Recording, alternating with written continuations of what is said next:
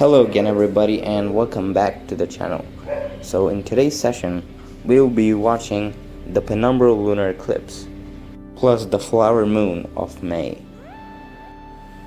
So this eclipse is a penumbral lunar eclipse, which is not the most exciting one you can think of.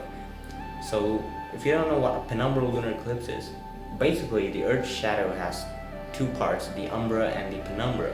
So if the moon crosses the umbra, which is the darkest part of the shadow, or basically the center of the shadow, you get a total lunar eclipse where the moon's disk is very much blocked by the sunlight. During a penumbral lunar eclipse, you'll have the outer part of the Earth's shadow, which stretches way beyond the size of the umbra, which is why penumbral lunar eclipses are more common than total lunar eclipses. So this eclipse is going to be interesting for a few reasons to observe.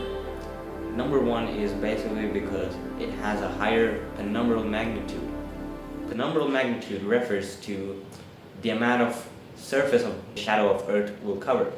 So generally, a penumbral magnitude of 0.5, which refers to about 50% coverage on the moon's disk by the Earth's penumbra.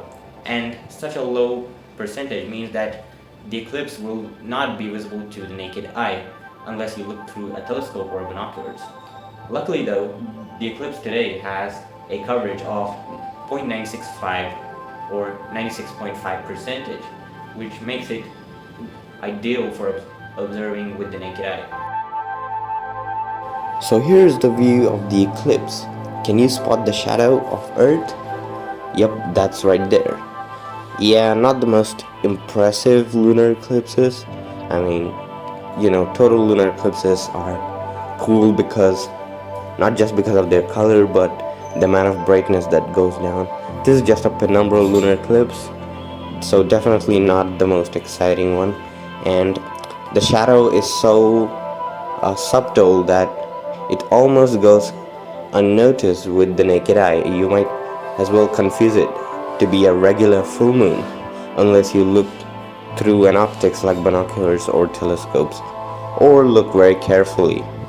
But hey, it's kind of better than a regular boring full moon, right? I mean, you can still see the shadow, which is cool.